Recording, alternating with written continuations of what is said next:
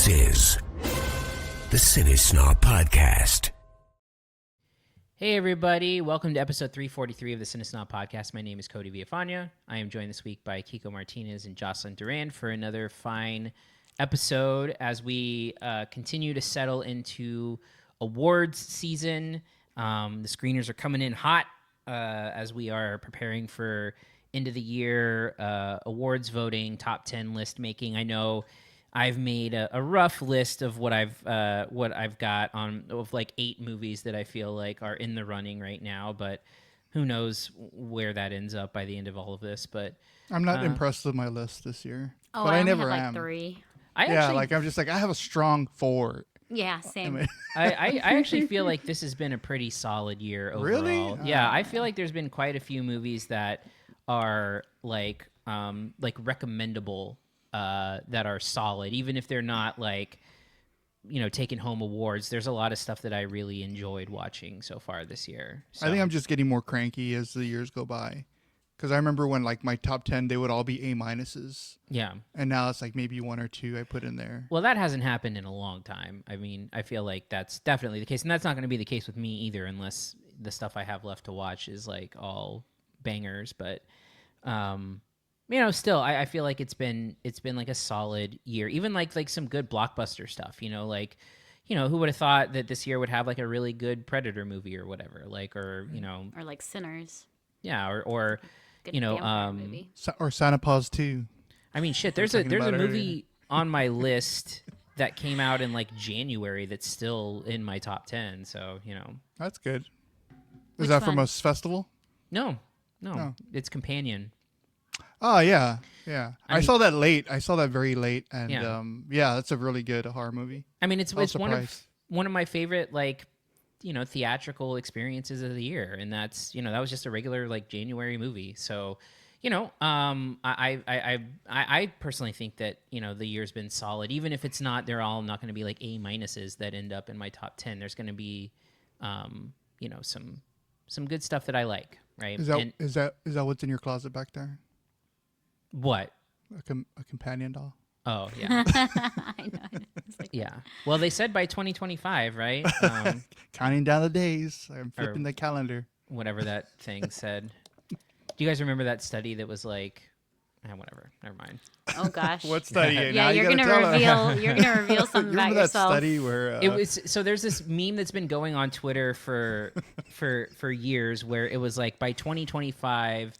There will be like X amount of like sex robots or something. Here we go. Oh yeah, no, I knew this is exactly where it was going. Okay. And people are just like, only one more year, only 2 more years, like Right. like every year that's been counting down. But by people, you mean yourself. Cody and the real girl. Your desktop countdown is. I'm not terminally online, so yeah. Oh, You're by the not? way, there's some breaking Spurs news. Stefan Castle will start tonight for the Nice. Spurs. So Who are they playing? the Pelicans. Is there a big fan base of Atlanta Hawks fans that you see running around? Yeah, I mean, I think people try to, definitely represent the Hawks and the Falcons. I can't get into it at all.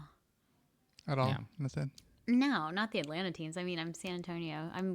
If it's NBA, I'm gonna go for the Spurs, like 100%. I told Cody already, but I interviewed the Iceman this morning. No George way. Gervin, That's because pretty he's cool. in Marty Supreme. He has a small What? little role in it. Yeah. That's super cool. I'm excited. I mean, it's only for like that one. it's about like maybe 3 or 4 Mm-hmm. scenes, but so combined it's maybe like 2 minutes of screen time. Hmm. But still, like it's pretty cool that he. I remember his commercials when I was in San Antonio. Oh, like the He used to Jordan do, Ford ones? Yeah, the dealership commercials. Yeah. Oh, damn! I forgot to ask him about those. Yeah, Oh, that man. was his acting debut. Did he learn anything from, from the there, Jordan Ford from there commercials? to. Yeah. Oh man. All right. Well, we said we were going to be quick today, so let's go ahead and get started and talk about some movies. Here are this week's reviews. So first up this week is Five Nights at Freddy's 2. This is, of course, the sequel to Five Nights at Freddy's, a horror movie that is based on the video game series. Basically, kind of jumping off of the idea of like the showbiz pizza, Chuck E. Cheese animatronic kind of thing, where these animatronics in the pizza place like come to life and they're like murderous, and that's basically the idea behind the game, and they have to sort of like fend off the attacks from the animatronics. And the first movie came out, and if I recall correctly, this was a COVID movie, right? It came out on like Peacock the same week that sounds about right. Yeah. I can't remember like the whole circumstance behind it, but let me look it up real quick because, so it was released simultaneously in theaters and on Peacock in October of 2023. So it wasn't really a COVID thing, but it ended up making over $100 million at the box office, even with the simultaneous Peacock release. So it was a hit. It was a hit again this year with the sequel, and the story is this time about how it follows the events of the first movie, and so it's about a brother and sister. Josh Hutcherson and Elizabeth Lail with Piper Rubio, that's the sister, play brother and sister, and they've sort of had this traumatic experience from the previous movie, and they end up going back to another, like the original Freddy's, and I just hate even talking about this. And there's like this new, threat that is like a supernatural connection to one of another girl that disappeared as part of the, Freddy's movie murders in the 80s, and so they end up sort of like it's called the Marionette, and the Marionette ends up possessing some of these other animatronics and convincing the younger girl that they're good, and then whatever. I don't even want to talk about this plot anymore. Do you want to bring my 9-year-old son up here so you can just go ahead and just run through the whole thing? Cause yeah. Let me just see what the IMDb says about it, because I'm sure it's just like havoc wreaks at a pizza place or whatever. Yeah, here we go. IMDb: anyone can survive 5 nights. This time there will be no second chances. There we go. That's fine. Perfect. So the movie, I think, carries along some of the stuff from the original that like I think are like mainly problematic. I mean, this is your standard sort of like jump scare horror movie fare. I think in some ways sort of like catered a little bit more towards younger people, like teenagers. There were a lot of like not like kids, but adolescents in the screening that I went to, and they had like Five Nights at Freddy's like merch and backpacks and stuff with them. So I think this is somewhat catering to a younger audience and is like sort of entry level horror in many ways. But this thing like gets something so wrong about like its ideas, right? Which is like the whole idea behind like the animatronics at these old places were that they were sort of like really bizarre looking and like didn't look really real and moved kind of weird and looked kind of shitty and that's the thing that made them kind of unnerving. And of course all of the animatronics in these movies like look so good. They look polished, they look CGI. Like it doesn't carry over any of what makes an animatronic spooky at all, right. or like weird or unnerving, and it just gets that so wrong. And so because of that, it's just completely ineffective, as well as being ineffective as like a nostalgia play. This movie, for whatever reason, takes place in 2002, and like I don't even know why like that's the case, right? Because it's like it's not hitting any particular nostalgia about 2002, aside from the fact that like maybe these places were like a little bit more around than they are now. I mean, in Chuck E. Cheese, they don't even have these animatronics anymore. And so it's a thing of the past. And so what was happening in 2002 that could have been like Hit Me Baby One More Time? They didn't even like fight to that, or there could have been a I mean I would have taken like literally anything. The only thing that really clued me into the fact that there was a time thing, because I didn't remember anything about the first, was that Wayne Knight's character has like an old flip phone or whatever, and that's the only reason I could place the timing of it all. So I mean, again, it's just all jump scares. It's got this nonsensical plot. It's got like the really lazy thing where like, okay, let me tell you something else that's stupid about this, which is that this movie also, so the villain in the first one is Matthew Lillard, right? And so of course this movie has Skeet Ulrich in it. Oh, that's funny. It's not Like, funny. It's stupid. I think that's kind of funny, especially if it's a horror movie and it's like a nod to the horror fans. So Yeah. So I also just love Skeet Ulrich, so Yeah. I'd be happy to see him on my screen again. Well, I did not particularly appreciate this sort of like cheap sort of, and again, like if this Little is nod. nod to like a movie from almost 40 years ago at this point. What? It doesn't matter. We're not supposed Anyway. to talk about Matthew. We're not supposed to talk about Matthew Lillard anyway because Quentin Tarantino told us not to. So That's right. Yeah.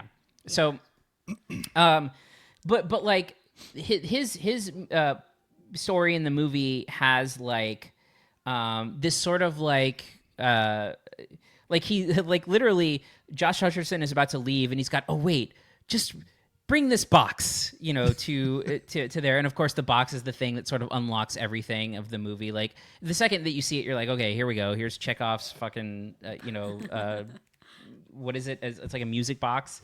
And yeah, so to me, again, these animatronics look way too good. It ruins this sort of like, what makes the whole thing uncomfortable. It's all cheap, jump scares. The story is nonsense. The lore of it is nonsense. It's just a really ineffective, horror movie. I mean, I think it's the best thing about it is that it's short at least. But just I don't think works on any level. Kiko, your thoughts on? Yeah, my son loved it. He would give it an Oscar if he was allowed to vote. But at the end of the movie, he turned to me. He was so excited. He's like, "Dad, what was your favorite part of that movie?" As the credits are rolling, and I pointed to the screen. I was like, "This part is my favorite part right here." The credits rolling. He didn't think that was funny. But anyway, I wasn't a fan of the first movie, nor do I understand really what the big deal is about the game either. I have played it. I've downloaded it on my phone a couple of years ago to play it with my son, who was about 7 at the time. So, I didn't get it. I mean, I get Sonic, I get Super Mario Brothers. I even get something as modern as Minecraft. But Five Nights at Freddy's, I just don't understand the appeal of it. So, what makes this movie even worse than the first one was that the narrative in this one is really convoluted. It's supposed to be about these killer animatronics, and you're supposed to it's supposed to be kind of built around that, but you're just lost if you're not into the lore of all these movies. Then I think that you'll be lost, and I was for most of the film. I didn't know what was going on. I don't ask me about any of the famous YouTubers who are making cameos I read about. I was like, I didn't catch any of them, but I could care less anyway. So maybe I'm like the old man yelling at clouds, but I just thought this was kind of trash filmmaking. It's a PG-13 horror movie, so of course we're not going to get, anybody getting decapitated or anything like that. But even for a PG-13 rating, I thought it was toothless. So, yeah, this was not for me at all. Now, here's the thing that I want to say is that Kiko, you made a comment about how the movie Chopping Mall was better than this, and I just want to say, Chopping Mall is a good movie. I like Chopping Mall. Hey, no, I'm serious. Chopping Mall. I used to watch that movie when I was growing up. Yeah, I saw Chopping it for Mall. the first time within the last 5 or 6 years, and I loved it. I'm waiting for a remake. Definitely. Yeah. It'd be such a good movie. I mean, to have kids. That was one of the. I remember thinking about that, watching it. It'd be so awesome to hide out in the mall and just, have a party there whenever everybody was gone. So I think it'd be a cool remake if somebody was bold enough to do it. Totally, yeah. All right, so we'll get into final thoughts and grades. So yeah, for me, again, it's just it's the most basic level horror that you can get, and I think most importantly, kind of loses complete sight of what makes the animatronics of these old nostalgia pizza places scary and weird and unnerving in the first place. And so it doesn't really play on that. They don't really move in like creepy ways, or like blink weirdly like the Chuck E. Cheese stuff used to do. So for me, I just don't really understand why anyone would watch this unless they were a big fan of the game, and they feel like I don't know, just like, again, and the animatronics look polished. They don't look shitty. They look glossy, and I just did not care for this. So I give this a C-. Your final thoughts and grade? Yeah, for me, Five Nights at Freddy's 2 is the movie equivalent of what the kids today call brain rot. And I just learned the term of that a few weeks ago. And I looked it up, and did you know that the Oxford Dictionary picked the word brain rot to be the word of the year last year? No. Oh, And nice. it means the mental or intellectual decline resulting from consuming excessive amounts of trivial, low-quality online content. Nice. So for me, there's no better way to describe the sequel than that. So I'm giving this a D, solid D, terrible. Ouch. All right. Well, then let's go ahead and move on to the next film, Hamnet. And so this is a movie that is directed by Chloe Chow, who is one of 3 women to win the Academy Award for Best Director. She previously won for Nomadland. And interestingly, has had like an interest, like between Nomadland and this like other prestige drama was a Marvel movie, Eternals, which was a very bad movie, and something that I think was kind of like a surprise when she was brought on to make it. By the way, if anyone hasn't seen The Writer, which is the movie that kind of she broke out in, amazing movie, that one. But this is based on a novel that is sort of like a fictionalized or speculative fiction of how certain tragic events of William Shakespeare's life ended up affecting his work. And that's sort of how it is on the surface, because I feel like this is more of a movie about the impact that these things had on Shakespeare's wife. Seems to be kind of like more of the prominent thing. So, but again, this movie is based on, a work of fiction, right? Because not a whole lot is known about like the actual events of this stuff. And this is going to come up later for me as I kind of think about it. So, I mean, I think the first thing to talk about with Hamnet is that fact that we've got like 2 really great lead performances here. Paul Mescal is good as William Shakespeare in this, but again, kind of like takes a backseat to the performance of Jessie Buckley playing his wife, who is really fantastic. And the sort of movie follows the development and establishment of their relationship, and follows them through many years of their lives.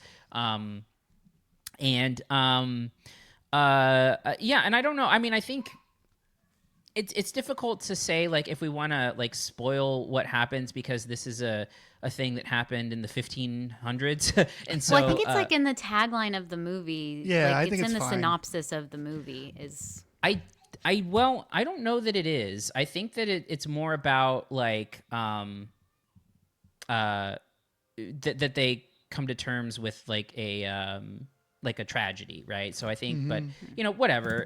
I'm gonna leave it. I'm not gonna talk about it. If either of you want to, that's fine. But I think that like it kind of keeps the movie sort of like toes this line, I think, between being like really subtle and like profound, and then also being what I feel like is oftentimes perhaps a little manipulative. And I think my biggest problem with the movie comes in its source of manipulation, emotional manipulation, because the movie is like, again, a work of speculative fiction, right? It's a thing that like they are speculating on so much of what the events go on here. And so because of that, the way the events play out are sort of a choice, right? A narrative choice to tell its story. And I feel like the movie really like does this sort of like heartstring pull kind of thing and makes things really emotionally intense. And I feel like to the point where it starts to feel manipulative, where I feel like you could dial down the execution of one of its like big, sort of major scenes by quite a large margin and still not lose any of the intended emotional impact of it. Just real quick, when you say scene, you're not talking about the final scene, are you? No, I'm not. Okay. I'm talking about the scene that happens like in the scene. middle of the movie. Okay. Where there's, I just think the way that plays out and how certain characters act in that moment feel like it's really like twisting the knife a little bit, in a way that I feel like is like, okay, and now we want you to cry or whatever, these big emotional beats where I feel like, again, you could dial down the subtlety of it all.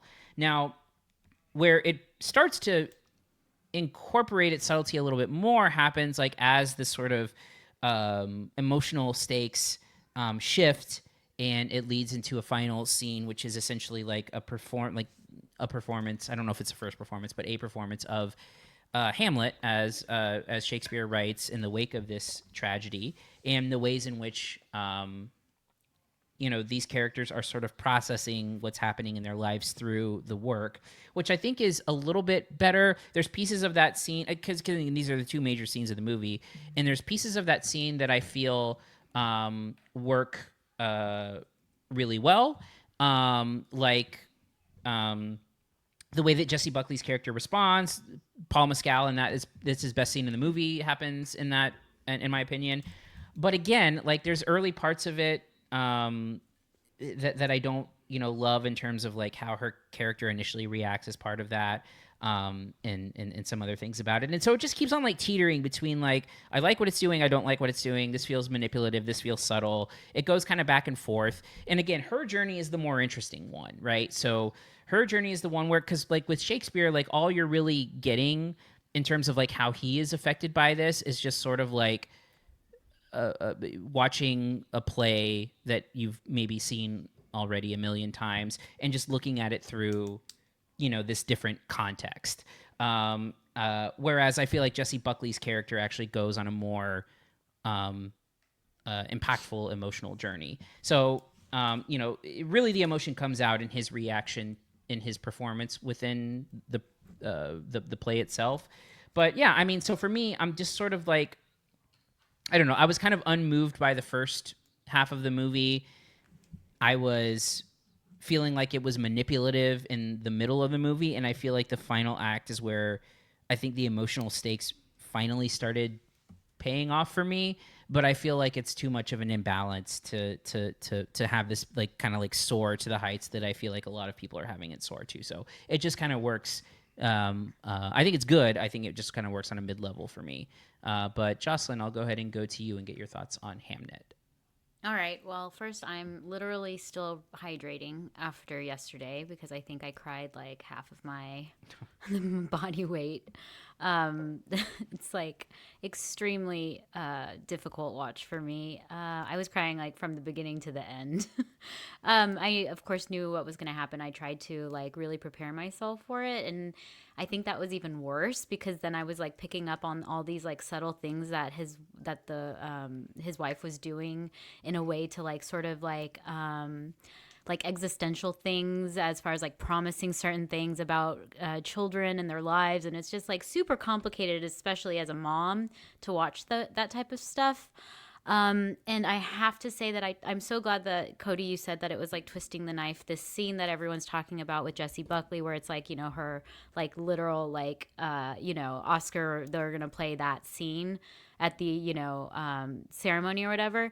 And for me, it was way too big. Like, and it almost made me laugh, even though like it's just such a devastating idea. Like the actual content is devastating, but the performance is like almost a little ridiculous in my opinion. I'm sorry. I know that everyone's saying that it's really amazing, and to me it was exactly like what you said. It was like almost twisting the knife like way too far, where it's like, whoa, calm down. Like this is a little too much.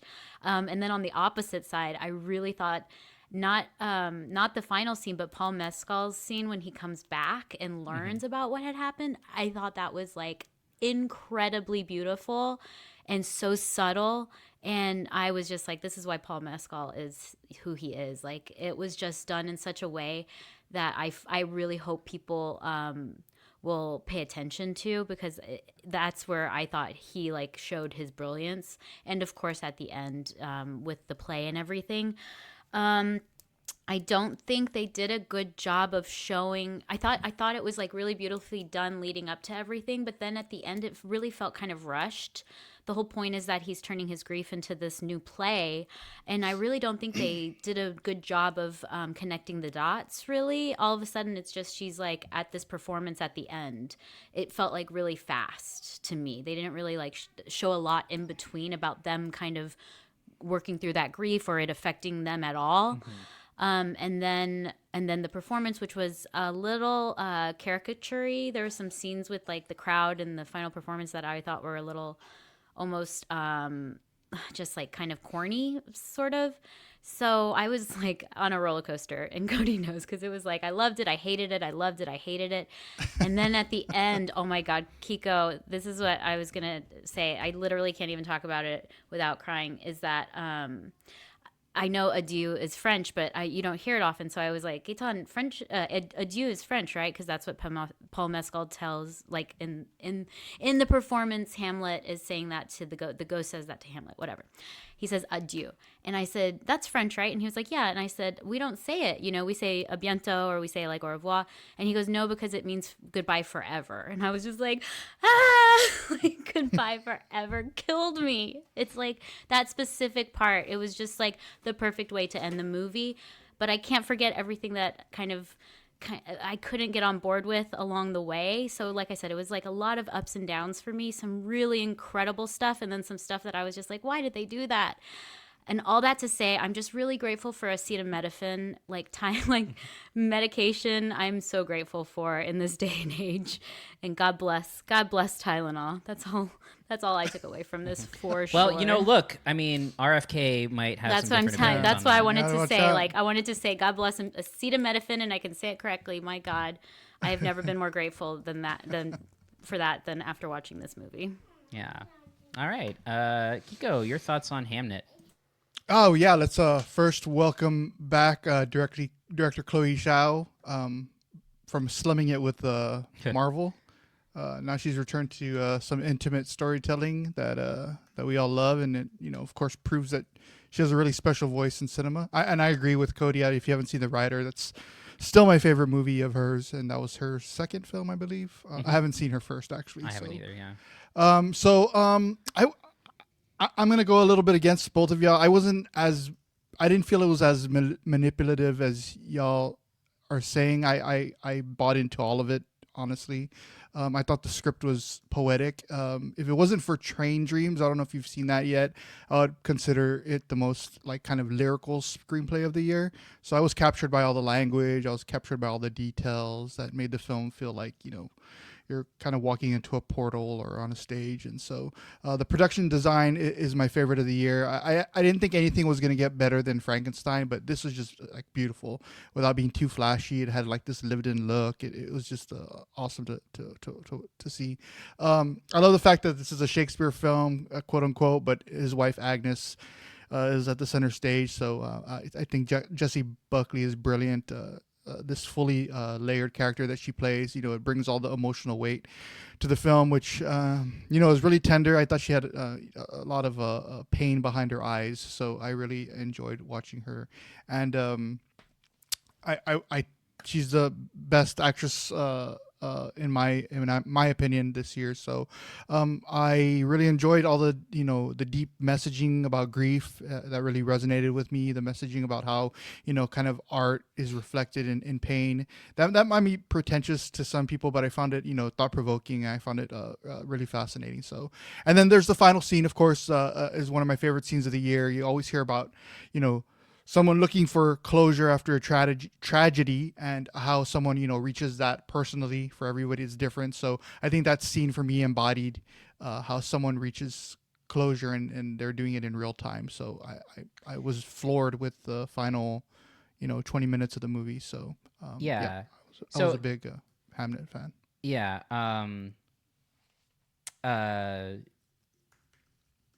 Sorry, I'm blanking on something. But there is what is the name of this movie? My God. Hold on one second. I'm going to refer to my phone for a second.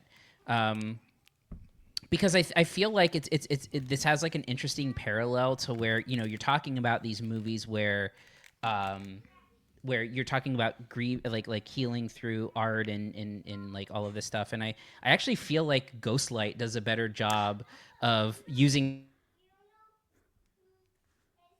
and this movie does. I think that's a more effective, more subtle version of this.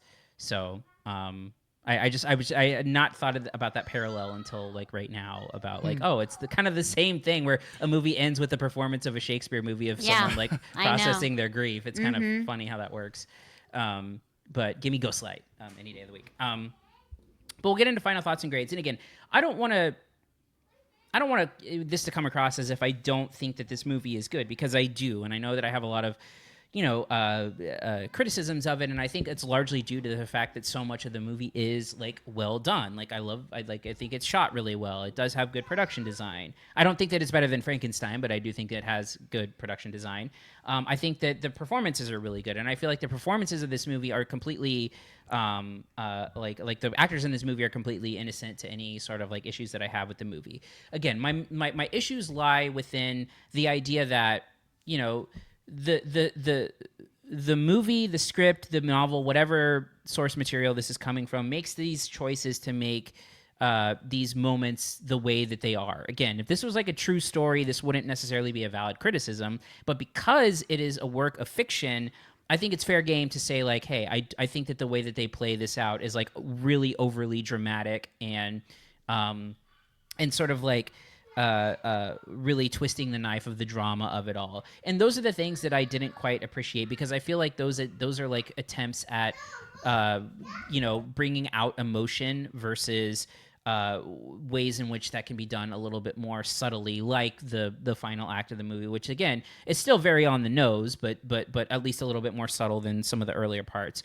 But you know, great performances, good direction, and I think a solid movie. But I don't go any higher than a B for this. This is a solid B for me. Jocelyn's off screen, so Kiko or Jocelyn is ready. Jocelyn can go and give her final thoughts and grade. Yeah. Oh, I agree where I'm like, I don't want to say I didn't love this movie because it was extremely beautiful. And there's some moments that I'm just like totally in love with. I even said it was like 1700s Tree of Life at some point, like the little moments with the family and all of that was so pretty. But it felt like, it wasn't an enjoyable experience. And I just wish that they had been able to make it more maybe joyful towards the end or something to maybe balance the tragedy, because it felt really heavy and sad, and then it kind of got a little bit back at the end, but not enough compared to how heavy and tragic it felt. If that makes sense. I just wish that there had been something even more incredible or something to really uplift me at the end, because man, it's just a big downer, and I just can't imagine wanting, you know, ever revisiting this movie, you know, despite how great it is and how much I loved parts of it. I just don't want to ever do that to myself again. Mm-hmm. What's your grade? Oh, sorry. I'm giving it a B+ though. I mean, Yeah. Well, no, I mean, it was. I never want to see it A++. I'm just kidding. I'm just playing. Because I'm giving it a grade on how good of a movie it is, and think it is a great movie. But I personally did not really love going through it. I've seen movies once, and they end up on my top 10 list, and I've never revisited them before. So I used to have a rule that you should only watch a movie once. You know, that's it. That you get one time. You get one chance. Right? Yeah. Pauline Kael actually used to sit. That was her rule, so I kind of stole it from her. But yeah, so I mean, like I said, it's a beautiful movie, and I love it. But I like it as much as what did I say? Like I want to hit myself in the head with a hammer. You know, like I don't want to do that again, because that's just like painful. So. Yeah, I'll jump in. For me, I like the heaviness. I mean, I just the way my brain works. So Hamnet is more, you know, I thought it was more than just like a quote unquote literary adaptation of anything. So I thought it was this haunting poor Chloe Zhao directed it very elegantly, and Jessie Buckley is my pick for Best Actress. I think everything she touches feels deeply personal. So yeah, I wouldn't be surprised if this ends up in my top 10, and I too am giving it a B+. All right. So then let's go ahead and move on to our final film of the episode, Jay Kelly. So Jay Kelly is a movie that is written by Noah Baumbach. Weirdly, I'm seeing here that I did not know, and I don't know if this is like a story credit or a full thing. Let me look it up, because it looks like it was co-written by Emily Mortimer, who is in the movie in a very small role, but I don't recall ever seeing her write a movie before. Checking to see if that's a full writer credit or a story credit. But yeah, it looks like it's co-written by Emily Mortimer. Interesting. So this is a movie about like an aging movie star played by George Clooney, and he is in this movie like one of the most famous actors in the world, and he ends up having a little bit of a break in his work, and decides he wants to follow his daughter across Europe before she leaves for college, and ends up making this last minute decision and bringing his entire entourage with him, and just sort of reflects on some of the things that he's done and the choices he's made in his life to get to where he is, and the sacrifices he made as sort of pieces of his entourage kind of leave him behind piece by piece. And I want to bring something up here to bring up our old pal Jared for a moment, because Jared has had this criticism of some movies that we've talked about in the past, particularly with another Noah Baumbach movie, which was Marriage Story. A movie that I loved was I don't think it was my number one movie the year that it came out. And mine too, even though I think I might flip it thinking back on it. But anyway, go ahead. Yeah.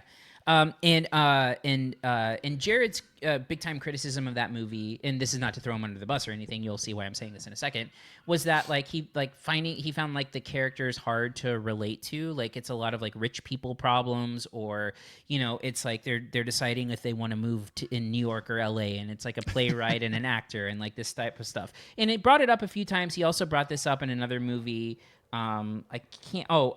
You Hurt My Feelings, he brought up again, like where some of these things feel like they're not relatable because they're talking about like status type stuff that is outside of like a relatable everyman kind of thing.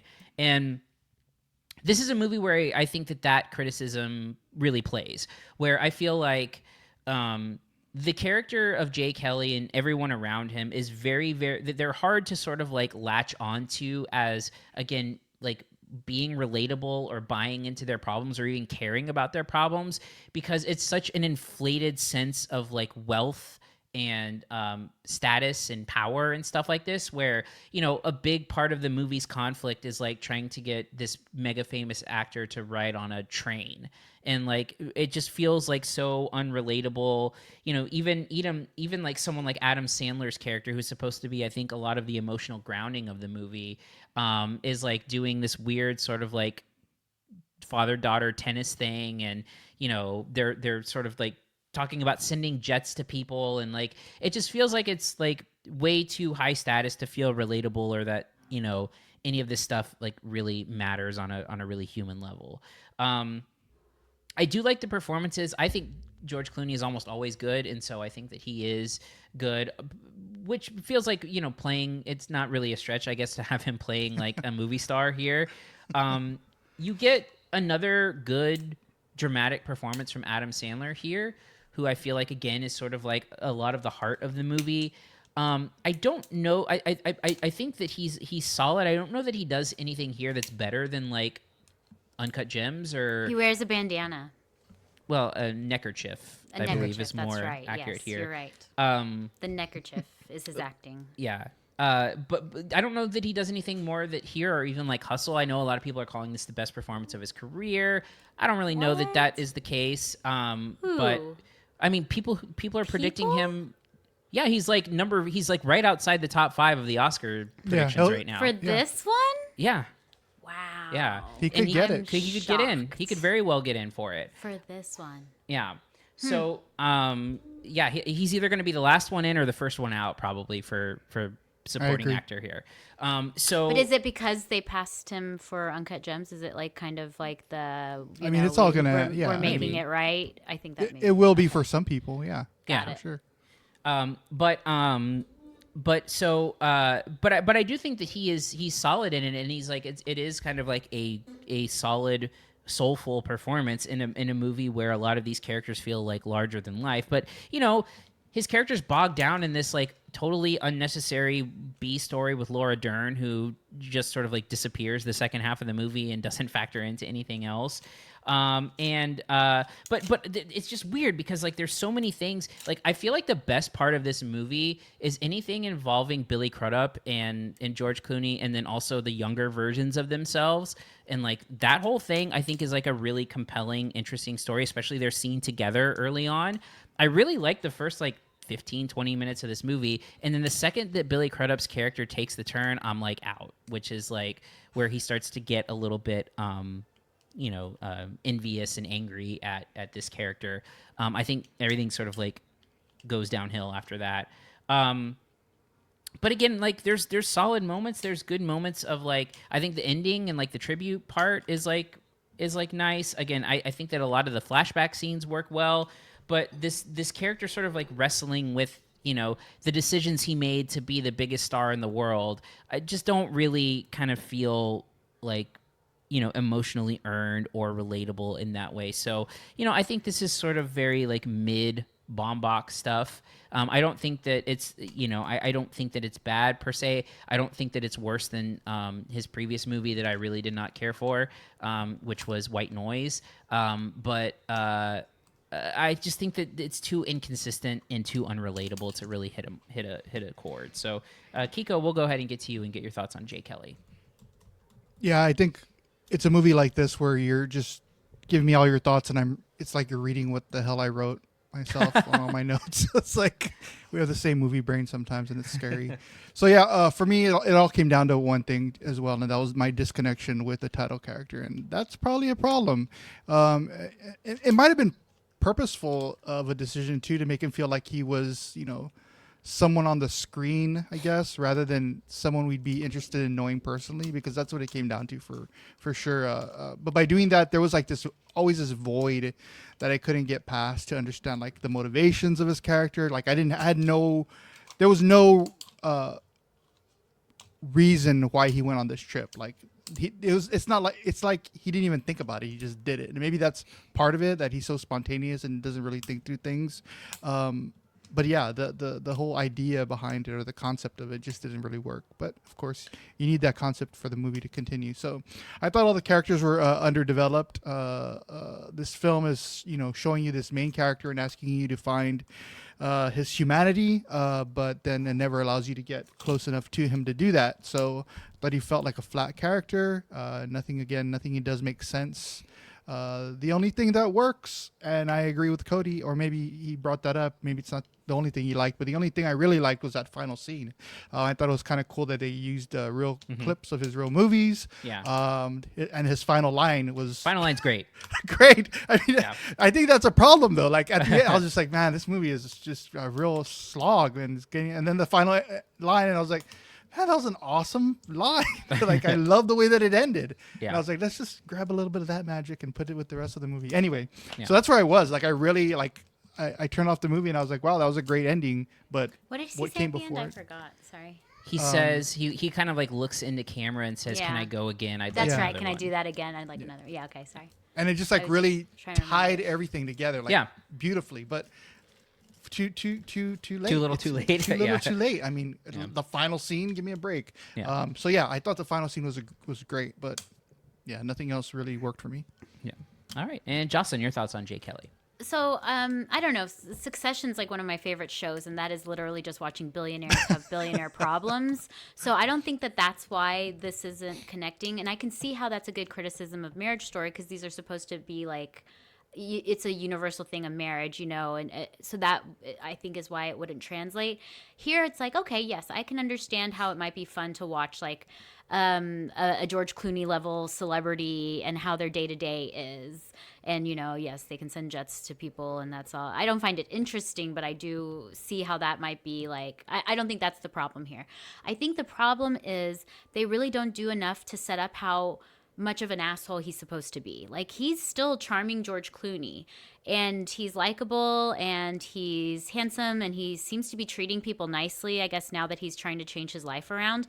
But I wish that they had shown more of him being unlikable, because for me, I'm like, I don't find this guy unlikable. Like, he's kind of not, he's kind of a jerk, but he's kind of like a charming jerk.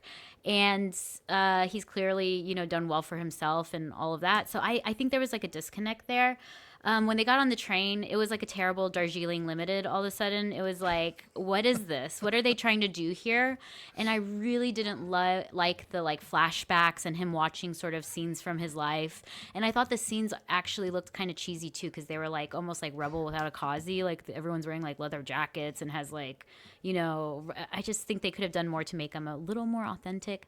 I agree with Cody though. The scenes with Billy Crudup, like at the beginning, I really enjoyed. I was like, wow, this is like, and I think that's why we liked it, because we were getting more about him and learning more about him. And if they had done that more often throughout the movie, it would have been excellent. But they don't, and I'm really surprised to hear that Adam Sandler's getting buzz for this, because I really think that he's just kind of there to bounce, I agree. Yeah. Plot points off of. And also talk about, the Marriage Story, like rich people problems, like his daughter's ankles are swelling and it's like a terrible emergency and he's so upset he can't be there for it. It's like, God, it's like rich white people problems. You're just like rolling your eyes at it the whole time. And his dumb neckerchief really pissed me off, because I feel like they really tried to make that a personality point. And sorry, but wearing a piece of clothing does not give you, an interesting personality. It's just like, it's just flair. And by the way, Jocelyn, because you like to talk about these, Adam Sandler today Golden Globe nominated for his performance. Yeah, that's sad. I'm it's not sad. I'm shocked though, because especially for this one, I would have never thought that it would be recognized. And I think maybe they're just, again, making up for, overlooking him for so off. I mean, Punch Drunk Love too. My God, like that was him at his best. And anyway, this is not. And I think I hit everything. So yeah, I really didn't enjoy this movie that much. Agreed, the last line was great. Oh, last thing, the tribute. I didn't recognize any of those movies. Like, Come on. I was Come like, on, what are none these of them? movies? I mean, Up I in the literally, Air, Syriana. Okay, maybe that one, and maybe Michael Clayton? Syriana. No, I don't know. I was just like, I feel like it's just always George Clooney, and maybe that's why they added that line where he was like, I've been accused of always just playing myself in movies, because it's kind of true. Yeah. They could have I can added see that, that. man. All right, we will get into final thoughts and grades. And for me, I don't want to say that I like firmly dislike this movie, because I do think that there are pieces of it that do work, maybe even more so than the two of you. I like the flashback scenes. I think those are the scenes that actually where you get to know the character at all, and that's all of those flashback scenes are any time that this character is relatable. Even the fact that showing his passion for the work that he's doing, and showing there's like a there's like this interesting scene or play with him and Riley Keough about who plays one of his daughters, and they start to talk about how the note from the 10-year-old self, where he was on a set and they watched a movie and they saw him being a good father in a movie. Again, I think that's a really interesting idea, and then you get to see the flashback of that. So there's breadcrumbs of interesting stuff here that is just filled with so much stuff that's unrelatable. Like when you're in a film tribute in Italy and whatever, it just stops being relatable. Or when Adam Sandler's calling to talk about foot cream to his home, and they're flying 1,000-year-old Stacy Keach out in a private jet or whatever. This stuff just doesn't really connect. And so for me, it's a mixed bag. I don't think that it's bad, but I do think that it's gonna miss the mark for me a little bit. So I'm giving it a C+. Again, like mid-level Baumbach, not terrible, solid performances, a couple of really great scenes, great ending, but a lot of unrelatable, other stuff in between. Kiko, I will go to you for your final thoughts and grade. Yeah, I'll make it quick. Again, disconnection to the title character. It kept you at arm's length, so you really couldn't get close to who this person was, if he was rich or if he was not rich. It just didn't make me want to, have a beer with him, that kind of thing. So it never let us know like who he truly was. It never let us really empathize with him. The characters felt, like characters instead of real people. So I thought it left like this hollow center where, that heart of the story should have been. So I am giving this a solid C. And Jocelyn. Yeah, it's funny you said Noah Baumbach because I completely forgot that this was his movie. And for a director that, I remember his early movies. They were so stylized and so, Squid and the Whale is still my favorite. Squid and Whale. It's literally where I heard Street Hustle by Lou Reed for the first time. Like the soundtrack going, he used to be so good that this is just so upsetting because it's just so blah. Like there's really nothing from his earlier work that feels like it's in this one, to the point where I literally forgot that it was a Noah Baumbach, and I'm just like, come on, get back to your.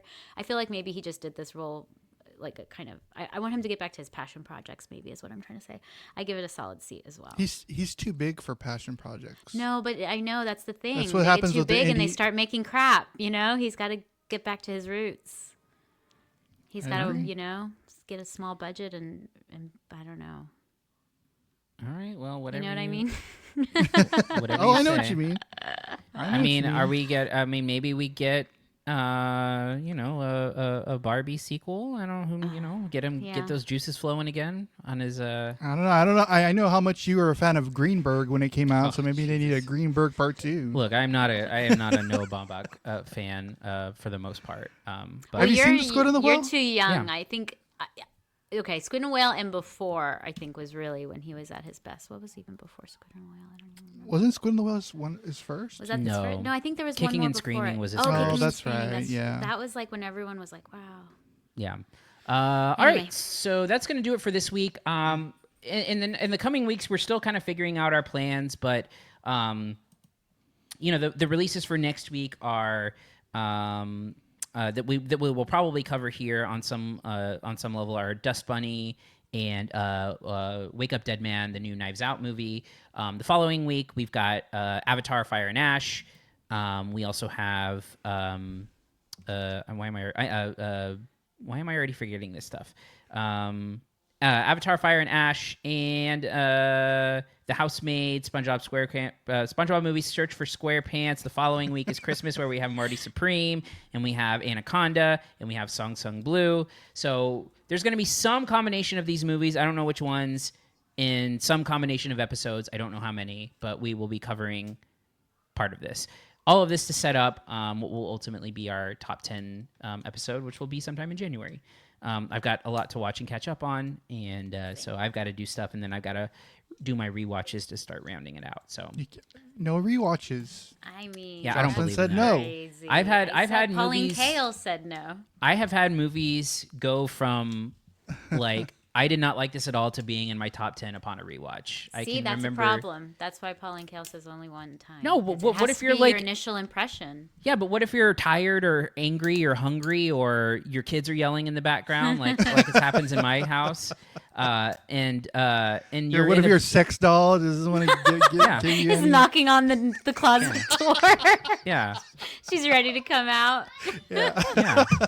So all of these things can affect your ability to enjoy a movie, right? All right. You're right. So I don't believe in that, and I also believe that a movie can either strengthen or weaken on a second watch as well. So, which has happened too. Which movies have been kicked out of my top 10 upon rewatch. So, I think that it's a really important part of my process, but everyone's different. Kiko, He's getting so mad. the YouTube channel. What do you got coming up this week? Oh Anything yeah. good? So yeah, I'll have a couple of new interviews up. I interviewed actor Jason Clarke for a TV show. He plays a killer in Death in the Family. He plays Murdoch. His first name is slipping my mind, but really good in that. And then I've also interviewed Rick. I always get his last name wrong, but it's Rick Roydian. He's the author of the Percy Jackson books. So he's actually from San Antonio originally.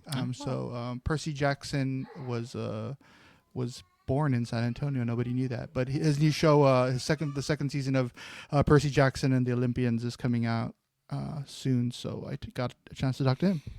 All right. Well, that sounds cool. So everyone subscribe to the YouTube and for all of your latest interviews and all of our reviews and episodes.